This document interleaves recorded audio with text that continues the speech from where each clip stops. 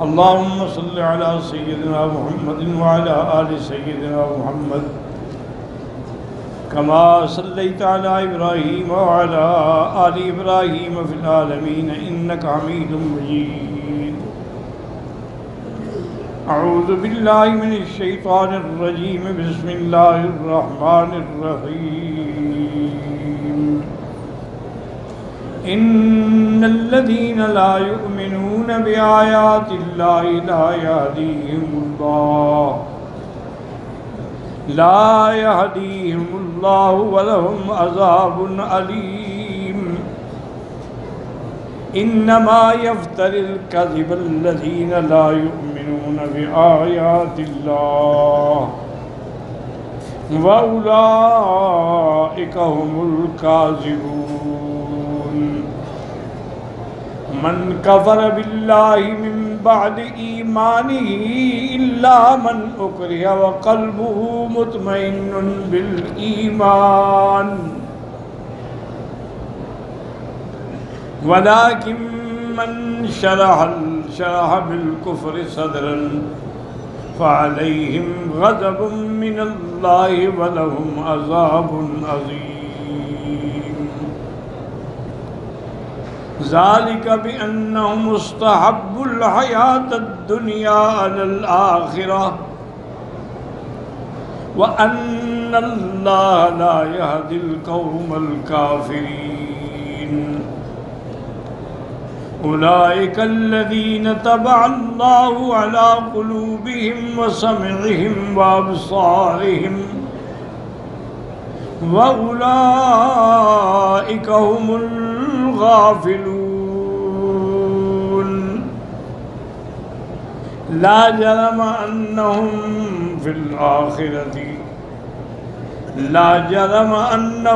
في الآخرة وهم الخاسرون. اللہ تبارک و تعالی نے کلام مقدس کی ان آیات میں ارشاد فرمایا ہے کہ جو لوگ اللہ کی آیات پہ ایمان نہیں لاتے اللہ بھی ان کو ہدایت نہیں ہے. قاعدہ ہے کیونکہ کوئی طالب ہوگا ہدایت کو تو ہدایت ملے گی. جو اپنی بیماری کا علاج ہی نہ کرانا چاہے تو پھر اس کا علاج کون کرتا ہے؟ تو ہدایت ان کو ملتی ہے جو ہدایت کے طالب ہیں، ہدایت کی جستجو کرتے ہیں. والذین جاہدوا فینا، جنہوں نے ہمارے راستے میں کوشش، لنہدینہم سبلنا، پھر ہم ان کو ہدایت دیتے ہیں. لیکن جو ایمان بھی نہیں لے آتے اور کوشش بھی نہیں کرتے تو نتیجہ کیا؟ ان کو ہدایت بھی نہیں ملتی، ان کے لیے عذاب ہے دردناک. باقی یہ کہنا کہ نعوذ باللہ ثم نعوذ باللہ اللہ کے نبی نے خود قرآن بنایا ہے اپنی طرف سے، یہ اللہ کا کلام نہیں ہے، تو یہ اتنا بڑا بہتان ہے. کیونکہ یہ افتراء کرنا جو ہے ان کی عادت ہے جو ایمان نہیں لاتے. اللہ کا پیغمبر تو پاک ہے ان کے.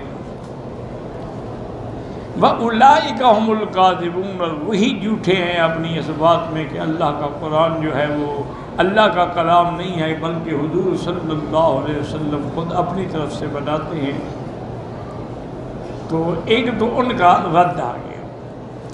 ایک مسئلہ دوسرا آیا کہ اگر کسی آدمی نے کفر باللہ من بعد ایمانہ، ایمان کے بعد اس نے اللہ سے کفر کیا،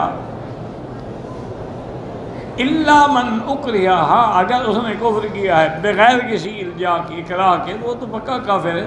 ہاں جس پر جبر کیا گیا لیکن اس کا دل مطمئن ہے، زبانی کلامی اس نے کہہ دیا جان بچانے کے لیے، تو اس پر کوئی مواخذہ نہیں ہوگا.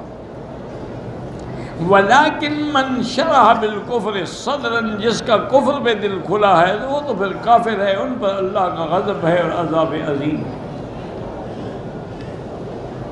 وجہ یہ ہے کہ ان لوگوں نے استحب الحیات الدنیا علی الآخرہ، انہوں نے دنیا کی زندگی کو آخرت پہ ترجیح دی، دنیا کے حصول کے لیے یہ سب کچھ بھول گئے. وَأَنَّ اللَّهَ لَا يَهْدِي الْقَوْمَ الْكَافِرِينَ، اللہ کافروں کو ہدایت نہیں دیتے جو کافر رہنا چاہتے ہیں. وجہ کیا ہے کہ اولئک الذین طبع اللہ علی قلوبہم، یہ وہ لوگ ہیں جن کے دلوں پر بھی بہت لگ گئی، کانوں پر بھی اور آنکھوں پر بھی۔ جب اللہ نے مہریں لگا دی ہیں تو اب ان کی ہدایت کا کوئی راستہ ہی نہیں بچا، اور یہی وہ لوگ ہیں جو غافل ہیں۔ لا جرم انہم فی الآخرۃ، اور اس میں کوئی شبہ نہیں ہے کہ آخرت کے اندر بھی یہی لوگ ہیں جو گھاٹے والے ہوں گے۔ اب مسئلہ یہ ہے کہ اگر کسی پر اکراہ کیا جائے، جبر کیا جائے کہ بھی تم کلمہ کفر کہو، اب اس کی دو کیفیتیں، یا تو وہ بالکل اپنے ایمان پہ جمع رہا، اس نے کہا میں نہیں کہتا، جیسے کہ حضرت خبیب رضی اللہ تعالی عنہ کو ظالموں نے ہر ظلم و ستم کیا، پھانسی پہ لٹکایا، لیکن انہوں نے کفر کا اعتراف نہیں کیا، اپنے ایمان پہ قائم رہے۔ اسی طرح ایک اور شخص تھے حبیب ابن زید الانصاری، وہ مسیلمہ ابن الکذاب کے لوگوں نے اس کو قید کیا، گرفتار کیا اور مسیلمہ کے پیش کیا۔ اس نے پوچھا کہ تم حضور کے بارے میں کیا عقیدہ رکھتے ہو؟ اس نے کہا رسول اللہ و اللہ کے رسول ہیں۔ انہوں نے کہا جب میرے بارے میں تمہارا کیا عقیدہ؟ اس نے کہا میں سن نہیں رہا، میں بات سنتا ہی نہیں۔ انہوں نے پھر کہا کہ اللہ کے نبی کے بارے میں تمہارا کیا عقیدہ ہے؟ انہوں نے کہا اللہ کے رسول ہے۔ انہوں نے کہا اچھا آپ یہ بتائیں کہ میرے بارے میں کیا خیال ہے؟ انہوں نے کہا میں تمہاری بات سن ہی نہیں رہا، سمجھ ہی نہیں رہا تو میں کیا کروں؟ تو بہرحال اسی پہ جمع رہا۔ اس ظالم نے اس کا ایک ایک عضو کاٹا، یعنی ہاتھ کاٹ دیتے، اب پھر پوچھتا، وہ پھر بھی ایمان پہ، پھر اس کے بازو کاٹ دیتے، پھر پاؤں کاٹ دیتے، ایک ایک عضو کاٹتے گئے، لیکن اس نے کہا کہ نہیں اشہد ان محمد رسول اللہ۔ تو اس لیے یہ وہ لوگ ہیں جو صحیح معنی پہ ایمان پہ قائم رہے، اور اللہ تعالیٰ کے ہاں ان کے بہت بڑے مزار ہیں۔ اور اسی طرح آپ دیکھیں کہ سیدنا بلال رضی اللہ تعالیٰ عنہ کو، یعنی کون سا ظلم ہے جو حضرت بلال پہ نہیں توڑا گیا؟ اس کو لوہے کی زریں پہنا کے، زنجیریں ڈال کے، تپتی ہوئی ریت پہ اور تپتے ہوئے پتھروں پہ لٹایا جاتا، اور بڑے بڑے کھجوروں کے کانٹے لگا کے اس کو چبھوئے جاتے۔ اور امیہ کہتا کہ ہاں بلال اب کیا کہتے ہیں؟ انہوں نے کہا احد احد احد۔ ظلم کی حد ہو گئی، حتیٰ کہ ایک دن ان کی والدہ آئیں، انہوں نے مجبور کیا کہ تم جا کے بیٹے کو سمجھاؤ، ایسے تو مر جائے گا، ہم تو نہیں چھوڑیں گے اس کو۔ ہاں اگر یہ اللہ کی توحید چھوڑ دے اور حضور پر ایمان چھوڑ دے پھر ہم چھوڑ دیں گے۔ تو والدہ اس کے پاس آئی، اس کے ساتھ بیٹھی، وہ بیچارہ ظلم و ستم کی چکی میں پس رہا تھا، آہستہ آہستہ اس کے سر پہ ہاتھ پھیرتی رہی۔ اس نے آنکھیں کھولی، دیکھا کہ ماں بیٹھی ہے، تو اس نے کہا بلال بات سنو، میں بھی مسلمان ہو چکی ہوں، میں نے بھی حضور کا کلمہ پڑھا ہوا ہے، لیکن چھپایا ہوا ہے، تم کیوں یہ ظلم و ستم برداشت کرے؟ کہہ دو ظاہری طور پر، لیکن دل میں جمے رہو۔ تو حضرت بلال مسکرائے اور فرمایا کہ اماں جان آج مجھے یقین ہو گیا کہ مکہ کا کفر ہار گیا اور بلال جیت گیا۔ اس نے کہا کیا کہہ رہے ہو؟ اس نے کہا اگر کافروں میں طاقت ہوتی تو یہ سفارشی بنا کے بھیجتے۔ معنی یہ ہے کہ اب ظلم تھک چکا ہے، لیکن بلال نہیں تھکا۔ حضرت صدیق گزرے تو اس نے امیہ سے کہا کہ ظالم کیا ظلم کر رہے ہو، بیچ دو اس کو۔ اور نے کہا تمہارے پاس جو غلام ہے ایک رومی، اگر مجھے وہ بھی دے دو اور ایک اوقیہ سونا بھی دو پھر میں اس کو چھوڑنے کا مجھے سودا منظور ہے، چھوڑ دو اس کو عذاب سے۔ حضرت ابو بکر نے اپنا غلام بھی دیا، ایک اوقیہ بھی دیا، اور حضرت بلال کو آزاد کرایا، اور آزاد کرانے کے بعد اس کو حضور کی خدمت میں وقف کر دیا۔ اسی طرح بی بی سمیہ جو ہیں ان پہ ظلم و ستم کے پہاڑ توڑے گئے، ایک عورت ہے۔ یعنی تاریخ میں آپ نے ایسا ظلم نہیں سنا ہوگا کہ ابو جہل نے 2 اونٹ منگوائے اور اونٹوں کو اس کے بی بی سمیہ کے پاؤں میں رسی باندھی، ادھر اونٹ کے گلے میں، ادھر رسی باندھی اونٹ کے گلے میں، اور اس نے ان کو کہا اونٹ کے سواروں کو کہ جب میں اشارہ کروں تو بیک وقت اونٹ دوڑا دینا۔ تو اس ظالم نے اشارہ کیا تو اونٹ دوڑائے تو بی بی ایسی چیری گئی ہے، پھر بھی اس کو رحم نہ آیا، اس نے شرمگاہ کے اندر نیزہ مار دیا۔ لیکن اس وقت بھی وہ کہتی رہی احد احد احد۔ یہ وہ لوگ ہیں جو عظیمت کے پہاڑ تھے، جنہوں نے ظلم کے بعد بھی یہ بات۔ اچھا خدا کی شان دیکھیں کہ عمار جو تھے نا جی، وہ پکڑے گئے، کافروں کے ہاتھ میں آ گئے۔ انہوں نے کہا دیکھو بات سنو، تم اگر حضور کے بارے میں کوئی توہین کا کلمہ کہہ دو تو پھر ہم چھوڑ دیں گے۔ اس نے کہا ٹھیک ہے میں کہتا ہوں۔ انہوں نے کہہ دیا، انہوں نے چھوڑ دیا، حضور کی خدمت میں آیا۔ حضور میں انہوں نے کہا یا رسول، میرے دل میں تو ایمان تھا، میں نے جان چھڑانی تھی، کیا کرتا؟ جو انہوں نے کہا میں کہتا گیا، لیکن میرا دل اللہ کے نزدیک ایمان پہ فرمایا پھر کوئی حرج نہیں ہے، تمہارے ایمان میں کوئی خلل نہیں۔ اگر تمہیں پھر بھی وہ جبر کرے، ان تعودوا فعد، تم پھر بھی ایسے کہہ دینا، کوئی حرج نہیں۔ تو اب مسئلہ کیا سمجھ آیا؟ یاد رکھیے، اس کو کہتے ہیں ملجئ یا مکرہ۔ لیکن ایک مکرہ اور ملجئ جو ہے وہ حقیقی ہوتا ہے اور ایک مجازی ہوتا ہے۔ یعنی اس پر اتنا اکراہ ہے اور اس کو یہ بھی پتہ ہے کہ مجھے قتل کر سکتا ہے۔ اب ایک آدمی کے اندر اتنی طاقت نہیں ہے، وہ کسی کو ڈرا رہا ہے تو اسے ڈرنے کی کیا ضرورت ہے؟ اگر یقین ہے، دل مطمئن ہو، صرف زبان سے کلمہ کفر کہہ دے تو کوئی فرق نہیں پڑتا، کیونکہ ایمان تو ہے ہی کہ دل کا تصدیق کا نام۔ اور اسی طرح اب وہ مسئلہ جو ہے نا جی، طلاق المکرہ، کسی پر جبر کر کے طلاق لکھوائی جائے، کیا وہ طلاق ہوگی یا نہیں ہوگی؟ بعض ائمہ کرام تو فرماتے ہیں کہ اگر اس پر جبر، یعنی نعوذ باللہ بندوق لے کے کھڑے ہو گئے، تلوار گردن پہ رکھ لی، پھر اس سے طلاق لکھوا لی تو اس طلاق کا اعتبار نہیں ہے، یعنی طلاق المکرہ جو ہے وہ قابل قبول نہیں ہے۔ لیکن امام ابو حنیفہ رحمۃ اللہ علیہ اور اسی طرح اور امام نافع اور امام سفیان وہ کہتے ہیں کہ نہیں، مکرہ کی طلاق بھی ہو جاتی ہے۔ انہوں نے کہا اس کی وجہ یہ ہے کہ حدیث پاک میں ہے کہ ثلاث جدہن جد وحضرہن جد النکاح والطلاق والعتاق، 3 چیزیں ہیں جن کی حقیقت بھی حقیقت ہے، مذاق بھی حقیقت ہے۔ تو اس نے لفظ طلاق تو ادا کیا ہے نا، چاہے مکرہ ہے یا نہیں ہے، اس لیے طلاق ہو جائے۔ لیکن ویسے بھی بہرحال احتیاط کیا کریں، یہ طلاق کا مسئلہ جو ہے بڑا شدید ہے، حتیٰ کہ بعض اوقات مثلا جیسے ایک دفعہ میں نے اخباروں میں بھی پڑھا تھا، پاکستان میں کوئی ڈرامہ تھا یا فلم تھی یا کیا تھی، وہ اصل میں حقیقت وہ میاں بیوی تھے جو کام کر رہے تھے۔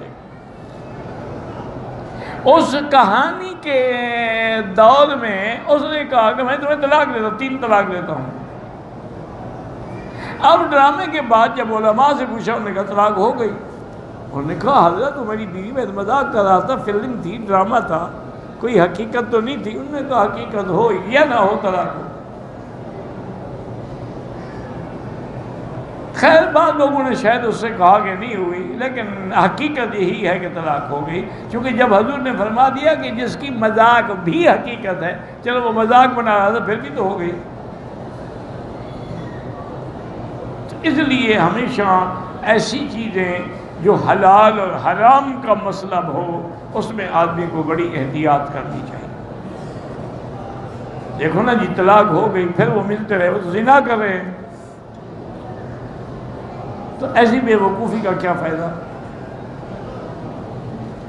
اور اگر کبھی نعوذ باللہ ثم نعوذ باللہ، پہلے تو اللہ ہر مسلمان کو بچائے طلاق سے، چونکہ طلاق جو ہے ابغض الحلال عند اللہ الطلاق، اللہ کو سب سے مبغوض چیز جو ہے وہ طلاق ہے، کہ ہے تو حلال لیکن اللہ کو ناپسند ہے۔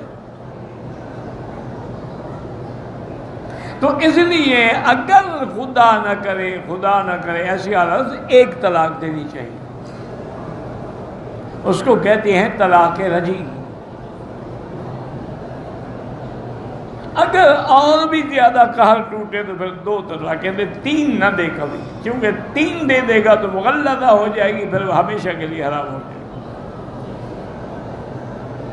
اور ایک اور بھی زیادتی ہے جو عورتیں بھی کرتی ہیں اور اس کے ماں باپ بھی کرتے ہیں، کہ اگر خامند نے طلاق دی، چاہے ایک طلاق بھی دی ہے، اور چاہیے ہم اپنی بیٹی کو لے جائیں، ظلم ہے، وہ خامند کے گھر میں رہے گی، فَلَا تُخْرِجُوهُنَّ مِن بُيُوتِهِنَّ، ان کو مت نکالو اس گھر سے،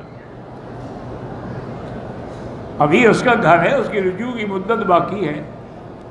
اور پھر اگر رہے گی تو ہو سکتا ہے صلح کا بھی کوئی حل ہو جائے، لیکن آدمی دور چلا گیا تو آنکھ ہو جل، پہاڑ ہو جل، پھر تو آدمی کا خیال ہی نہیں آتا نا۔ تو اس لیے ہمیشہ یار یہ بھی غلطی ہے کہ اگر کسی عورت کو طلاق ہو تو فوراً غصے میں آ کے گھر چھوڑ کے چلی جائے، بالکل ناجائز ہے، یہ اعتداء ہے اور یہ اللہ کے احکام کی خلاف ورزی۔ لیکن بہرحال اکثر ائمہ یہی فرماتے ہیں کہ طلاق المکرہ جو ہے وہ طلاق ہو جاتی ہے۔ اسی لیکن کفر اور اس کا فرق ہے، یاد رکھیں، کفر میں تو یہ ہے نا کہ زبانی کفر ہے لیکن دل میں تصدیق ہے، اور طلاق کے اندر چاہے اس کے دل میں کچھ ہو لیکن جب لفظ ادا ہو گئے طلاق۔ اس لیے اللہ تبارک و تعالی ہر مسلمان کو ایسے جھگڑوں سے، ایسے فتنوں سے محفوظ فرمائیں۔ بہت سارے لوگ ایسے ہیں، جیسے اصحاب الاخدود کا واقعہ ہے کہ ان ظالموں نے خندق بنا لی اور اس میں آگ جلا دی، اور بادشاہ نے کہا یا دین چھوڑ کے میرا دین اختیار کرو ورنہ میں آگ میں ڈالوں گا۔ انہوں نے کہا ہمیں آگ میں جل جانا منظور ہے، تیرا دین منظور نہیں۔ اچھا خدا کی قدرت دیکھو، ایک عورت کا دودھ پینے والا بچہ تھا، اس نے اٹھایا ہوا تھا، اس کو بھی اس نے کہا کہ اس کو ڈالو آگ میں۔ اب وہ ہچکچا رہی تھی کہ میں تو گئی، بچہ بھی گیا، اب ذرا گھبرا رہی تھی تو بچہ بول پڑا اماں چلو آگ میں، یہی تو جنت ہے۔ بالکل نہ گھبراؤ، صرف آگ میں جانے کی دیر ہے، اس کے بعد ہم جنت میں پہنچ جائیں گے۔ جب بچہ بولا تو وہ بہادر ہو گئی، اس نے بھی چھلانگ لگا دی۔ تو اصحاب الاخدود جو تھے وہ بھی اپنے ایمان پہ قائم و دائم رہے۔ اچھا اسی طرح یاد رکھیں کہ بعض لوگ جو ہیں وہ کفر پہ اتنے پکے ہوتے ہیں کہ ان کو جتنا عذاب دو کفر نہیں چھوڑتے۔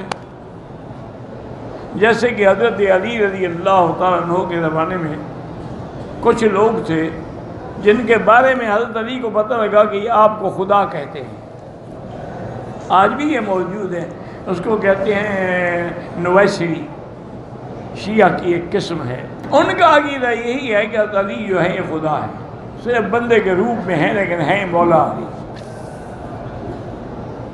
حضرت علی نے ان کو بلایا، فرمایا بھی میرے بارے میں کیا عقیدہ ہے؟ انہوں نے کہا جی آپ مولا ہیں، مشکل کشا، حاجت روا، آپ ہمارے خدا ہیں۔ انہوں نے کہا شرم کرو، میں اللہ کا بندہ ہوں، انسان ہوں، میری بیوی ہے، بچے ہیں، خدا کے بھی بچے ہوتے ہیں۔